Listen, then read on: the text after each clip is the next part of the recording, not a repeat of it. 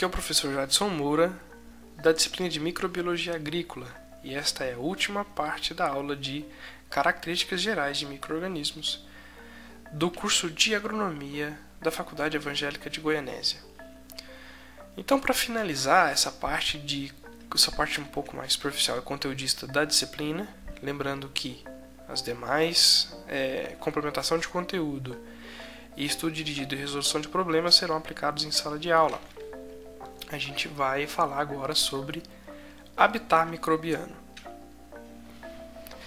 Existem diversos habitats, os micro-organismos são adaptados a viver em todos eles, né? E alguns desses ambientes eles são inóspitos a qualquer tipo de outro ser vivo para que ele possa viver e completar ali seu ciclo normalmente sem nenhum tipo de estresse. Esses habitats nós chamamos de habitats extremos e existem organismos adaptados a se desenvolver nesses locais. Esses organismos recebem o nome de extremófilos. E boa parte desses organismos pertencem ao domínio Archaea, com algumas exceções, claro, porque a natureza ela é cheia de exceções. O primeiro ambiente que a gente vai ver são os ambientes chamados de hipertermófilos ou termófilos.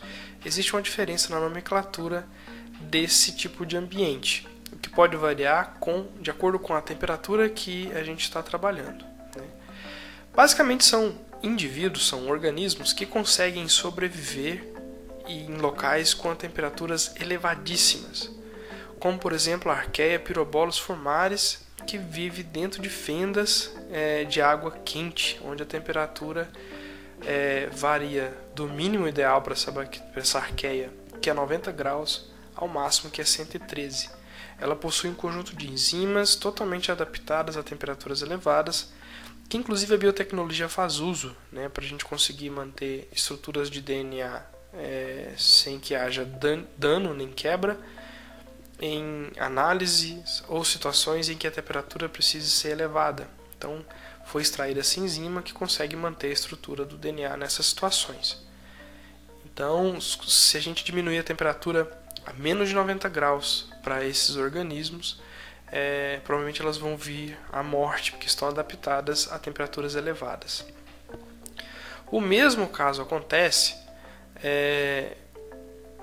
no caso das psicrófilas, né, que são bactérias adaptadas a temperaturas baixas. Eu acabei de verificar um erro aqui, está faltando uma vírgula, ok? A bactéria Polariomonas vacuolata habita mares gelados e tem em seu habitat ideal a temperatura mínima de 0 graus e a temperatura máxima de 12,8 graus, tendo ótimo em torno do 4,8 graus. Tá? Ambientes ácidos também são ambientes extremos, né, e possuímos existem arqueias adaptadas a essa situação. A Archaea picrophilus oshimai consegue viver em fontes ácidas onde o pH varia em torno de 0,06 a 4, um pH extremamente ácido. E essas bactérias essas arqueias conseguem sobreviver ali com tranquilidade. O mesmo vale para o ambiente extremo contrário, né? As alcaliníficas, onde as arqueias conseguem viver em locais onde o pH é extremamente alcalino, variando aí de 8,5 a 12.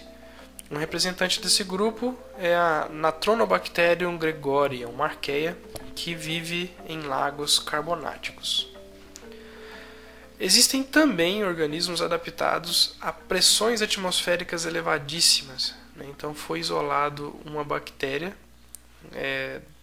classificada no grupo das barofílicas em sedimentos oceânicos profundos, que estavam adaptados a pressões atmosféricas em torno de 700 atm, né, tendo ali um mínimo que ela precisa para sobreviver 500 e podendo suportar até 1000 atm. Isso é uma quantidade de pressão atmosférica extremamente grande. Nenhum ser vivo, com exceção desses micro-organismos adaptados, teria condições de existir num ambiente assim. E por fim temos as bactérias halófilas, né, que são aquelas os micro-organismos halófilos, que são aqueles adaptados a situações salinas elevadas, a concentrações salinas, né, são altamente resistentes a pressões osmóticas. Então, elas têm em seu ambiente ótimo, né, uma concentração salina de 25%, podendo suportar até 32%.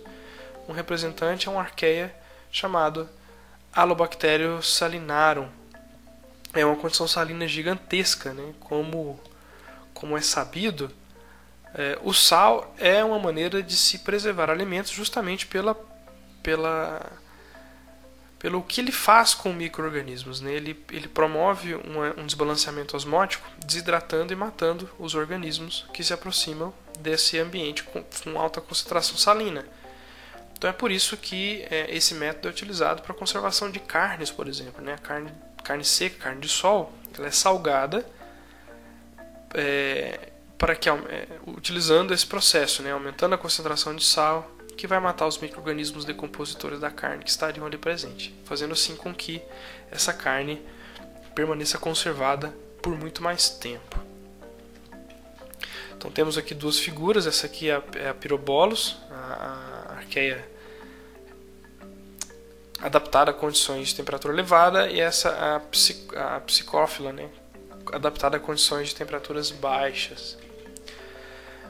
Nesse gráfico aqui a gente tem a divisão dos organismos de acordo com o seu habitat e temperatura, né? Então, os hipertermófilos e termófilos, como eu expliquei para vocês, podem ser classificados no mesmo grupo, dependendo do contexto, ou em grupos diferentes, né? Já que as hipertermófilas conseguem ter o seu ótimo em temperaturas elevadas, próximas dos 100 graus, e as termófilas ali em torno de 60, ambas situações inóspitas para a maioria dos organismos vivos, que se enquadram dentro do grupo dos mesófilos, né, que seria essa região aqui intermediária entre o frio e o quente, onde está em torno de 35 graus a temperatura do ótimo para boa parte dos organismos vivos, dos micro-organismos.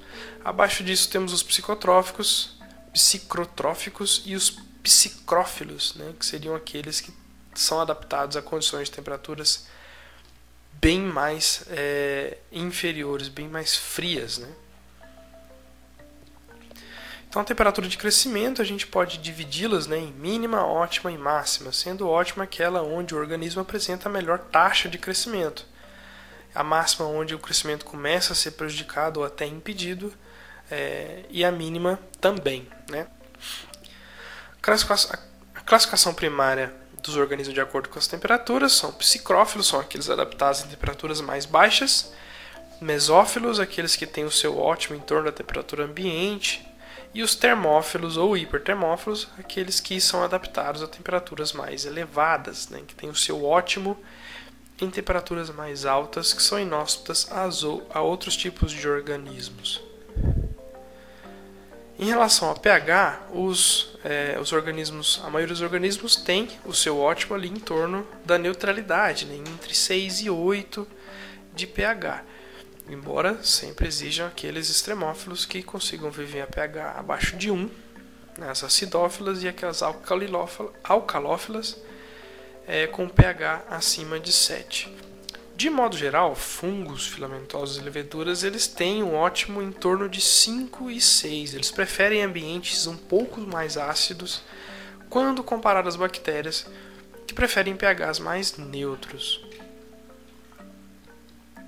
Em relação à pressão osmótica, né, a concentração salina, os organismos adaptados a situações onde eu tenho uma pressão osmótica muito elevada, né, onde eu tenho uma concentração salina muito alta, são chamados de halófilos, né?